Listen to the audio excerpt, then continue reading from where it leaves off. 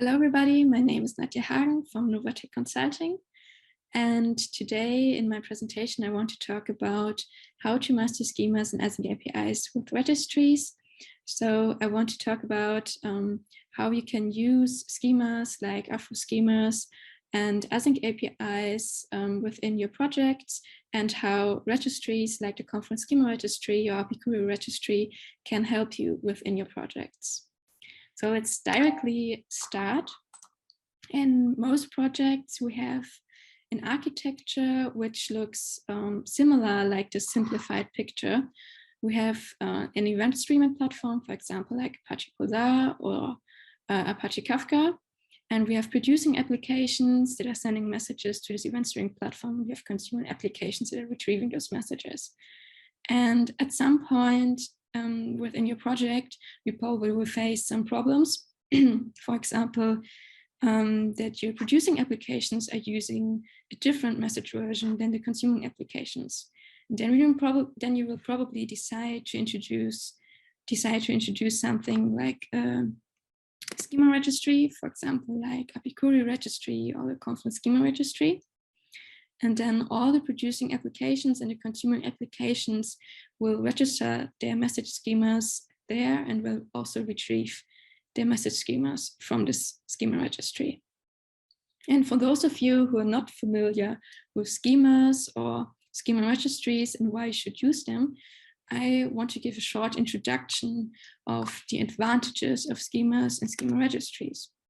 So first of all, as I already said, it increases collaboration between different teams. So I also already gave the example of two teams, and imagine one team is moving the application to a newer message version and the other team doesn't know about this. And then maybe applications fail, and all those problems that come along with just upgrading the version could be solved with using a schema registry, which acts as a central access point for all the teams and all the applications. So all the applications can get the newest version of the schema from the schema registry. The next point is that you can avoid that wrong data is sent or consumed. So applications can reject wrong data that is not along the schema even before it is sent or before it is processed by the application. And the last point is that you can reuse schemas for different applications. For example, you don't need to redesign schemas that already exist and that are often used within a project. You can simply use one schema and maintain and manage it within the schema registry, which acts then as a single and central access point. And all this enables schema evolution, so you can move onward with your schema versions, and those newer versions can be managed by the schema registry and can be distributed to all the teams. And of course, there are also some downsides. For example, when you're in an early phase of a project and you want to move on fast with your schemas and you want to move on fast with the development of your applications, then maybe schemas and schema registries may not be ideal at this phase of a project, but for most projects, schemas and schema registries will be necessary at some point. And now that we have a message schema which defines the payload of our messages, we still don't know where should we send those messages to. And at this point, the API contract steps in to define the endpoints and the endpoint specific details, for example, authentication. And of course, also the message schema should be included within the API definition. And as we're talking about event-driven architectures, AsyncAPI is perfectly suited to close this gap. So AsyncAPI can be used to describe the whole API contract, and other schema formats, for example, like Avro, can be included within the AsyncAPI definition. And AsyncAPI supports to reference and to include Avro schemas, JSON schemas, and YAML schemas. Other custom values are also possible, but the most important ones, Avro schemas and JSON schemas, are fully supported by AsyncAPI. And I want to show a small example how this could look like. If we switch here to the playground, you can see we have an AsyncAPI definition, a simple example, which is inspired by the AsyncAPI streetlight example. We have a channel, which is called light measured event, and a subscribe operation can be performed, and all the messages that will be published on this channel will have this format. And the playground also renders this documentation. You can also see how the schema of the messages will look like. But you can also see that including the schema within the AsyncAPI definition doesn't look that nice. So especially when you have multiple schemas within one AsyncAPI file, then the AsyncAPI file can become quite long. It becomes a bit messy. And of course, you could also extract the schema and include it in a components block at the end of the file, but still it's not really ideal. And for this reason, let's switch back to the presentation. For this reason, it is a good idea to separate schemas and AsyncAPIs. And there are multiple situations which could be possible why you should consider separating schemas and AsyncAPIs. First of all, maybe you're already using a schema registry within your project, and all your applications which are already using a schema registry should continue using the schema registry and retrieving schemas from there. And additionally, you do not want to document and maintain the schemas twice. So you do not want to maintain and manage the schemas within the schema registry and within an AsyncAPI file. And there are also a lot of tools which you may be using within your project. For example, the Confluent serializers and deserializers, which need to schema registry. The next point is that schemas and API definitions probably should be independent, because you maybe want to develop your schemas independently from your API definition. And the last point is that during development, of course, you need the AsyncAPI definition and you need the schema definition. But during runtime, the clients only need to retrieve the schema from the schema registry, and they do not need the whole API. So otherwise, the clients would have to extract the schema from the API file to then process the message schema. But this is just not needed. They only need the schema definition from the schema registry. So how could we now solve this? How could we separate schemas and AsyncAPIs? The AsyncAPI specification offers the possibility to use external references for message schemas. And like this, the message schema can be stored and managed, for example, within a schema registry, but it could also be located within a GitHub repository or in any other kind of place where you want to manage it. And within the AsyncAPI file, you can then provide a link, a reference where the schema is located. And I want to show you how this would look like in the example. So we want to replace this schema here with an external reference. I simply delete this and include a link, a reference to an external schema.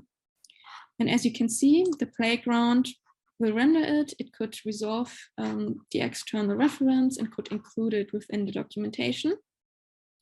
And now the AsyncAPI definition is much shorter, much easier to read, especially when you want to use it multiple times, or if you have a lot of different schemas within one AsyncAPI definition, then it looks much better and is much easier to read. Now here, the schema is located within a GitHub repository, a public GitHub repository. And this now only works because no authentication is needed. If it would be a private GitHub repository, then the React component would not be able to resolve this. But for resources where no authentication is needed, the React component can resolve it and include it within the documentation. Now let's switch back to the presentation. Now we know how we can use schemas within AsyncAPI files. We know how to manage them with the help of schema registries, but there's still one problem which remains, and this is how to manage our AsyncAPI definitions. So the problem becomes more clear when you think again about multiple teams working together, and then there are a lot of common questions which will occur. For example, which APIs are available? Who is responsible? Which team do I need to ask if I have any questions? Which kind of authentication do I need to use this API? So we need some kind of central API catalog where different projects and teams put the API definitions into. And in general, AsyncAPI, the AsyncAPI specification can help to answer all those questions, but the definitions need to be available for everybody who's interested to make use of the potential of the specification. To summarize all this, the requirements of an AsyncAPI registry on AsyncAPI catalog are that we have some kind of overview. We can browse and search all available files. We need versioning, not only storing different kind of versions, but also pointing out breaking changes. And we need to differentiate between different stages. For example, which API is valid on dev stage, which API is valid on pod stage. We also need rendering. So the YAML files should be used to generate documentation. This is especially important for non-technical team members, but also nobody really likes to read YAML files. And we also need filter options, for example, to search for specific team names or to search for protocols like Kafka. And last but not least, of course, we need to include external references, and those need to be resolvable and should be included within the AsyncAPI file then to generate the documentation. If the external references would not be resolved by the registry, then the documentation would just contain a link and would not provide that much information. So just like with the React component of the AsyncAPI playground, we need to resolve the external references. And to give it some kind of a spoiler, not all these requirements can be met at the moment, but there is one tool which partially enables to use these features. And this tool is Apicurio Registry, which is an open source project sponsored by Red Hat. And it is a schema and API registry. So you can not only register your AsyncAPI files and your OpenAPI files, but also your Avro schemas or your Protobuf schemas. And I later will also show you how Apicurio Registry looks, how you can use it, how you can use it with AsyncAPI. Now let's move on to the big picture. I implemented a proof of concept, which includes all those components to test how they play together. And I implemented a Streetlight application using Kafka Spring, which produces and consumes messages to and from Kafka. The application implements the Streetlight API that you already saw in the example before. The Streetlight API is, of course, documented using AsyncAPI. The AsyncAPI file will be registered in Apicurio. And the Streetlight application uses Avro schemas, which are registered at the Confluent Schema Registry. And now when you think of maybe new applications that should be added to this architecture, and maybe another team is responsible for those other applications, then the other team can simply browse the catalog within Apicurio. They can look which kind of APIs are available and which kind of data will I get from there, which kind of schema will be used. and then they can develop their applications against the specification. Now, this is the overall picture, but still the question remains, especially for developers, how can we deploy our AsyncAPI files and how can we deploy the Avro schemas? And one possibility and one approach to do this is to use a GitOps approach. So first we write our schemas and AsyncAPI files, then we push them to a GitHub repository, which only contains the schemas and the APIs. It's also possible to create merge requests, reviews can be done, and if all the checks and all the reviews pass, then the new versions will be included within the main branch, and then a GitHub Actions pipeline will be triggered and will run and will deploy the Avro schemas within the Confluent Schema Registry and the AsyncAPI files within Apicurio. Now I want to show you how all this looks like. Here you can see the GitHub repository where all the schemas and AsyncAPI files are published to. Here are the AsyncAPI files in different generations. We have one major version and different generations, and each time a compatible change is made to the AsyncAPI file, a new generation will be published. So if we would now do a new compatible change, we would have a generation 5. And if we would do incompatible change, we would have a new major version, version 2. And we have the same for all our Avro schemas. You can see we have different types of Avro schemas, and here's the same different generations for one major version. Then here are the GitHub action workflows, which deploy all the schemas and AsyncAPI files to the Confluent Schema Registry and to Apicurio registry. Then let's switch to Apicurio. Here you can see we have an overview where all the APIs and schemas are listed. Currently, we will only have our Streetlight API. Here you can see the content of our API, as you already know it from the example. You can select different versions, all the versions that we also have in our GitHub repository, which were deployed into Apicurio by the pipeline. And as you can see, the AsyncAPI file is not rendered into documentation. So it could be an idea to, for example, include the AsyncAPI React component to generate documentation and to render the AsyncAPI file to make it more readable. And I also saw that there is a GitHub issue to support something like this, something like documentation generation. If we scroll down to our external reference to the Avro schema, we can see that this Avro schema is unfortunately not resolved. And if we would use the AsyncAPI React component, this reference would also be resolved and then displayed.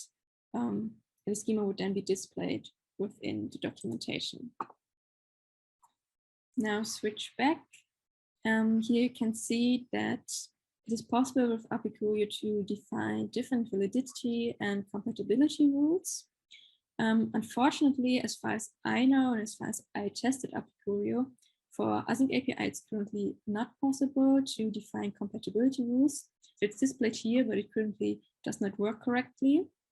And there also is a GitHub issue to support this feature for AsyncAPI, but it would also be a possibility to include the AsyncAPI diff library to enable that breaking changes are displayed, or to enable backward and forward compatibility checks.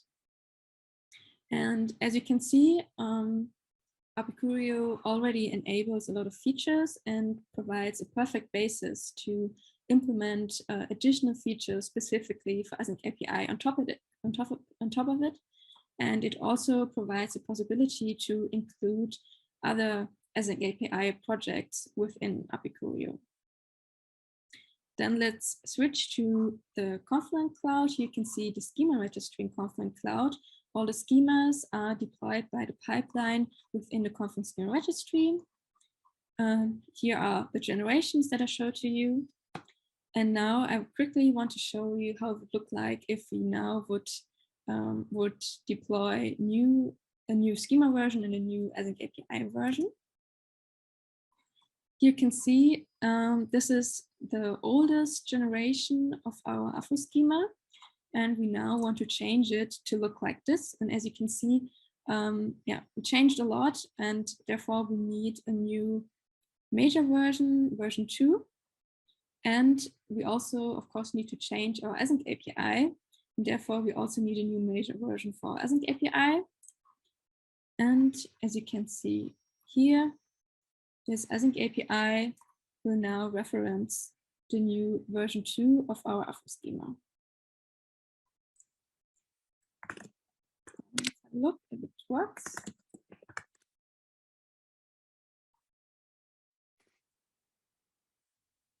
We can switch back and we will see that the GitOps action workflows are now running and deploying everything in Apicurio and in Confluent Cloud.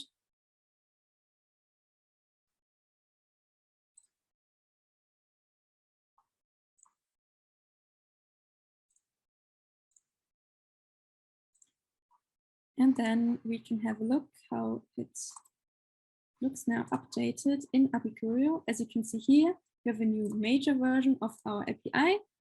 It references version 2 of the Avro schema. Let's switch to Confluent Schema Registry. And if we update this here, then hopefully it will show version 2 of our schema. So that's it, basically. Thanks for watching. Thanks for your attention. And if you have any questions, feel free to ask. Thank you and enjoy the rest of the conference.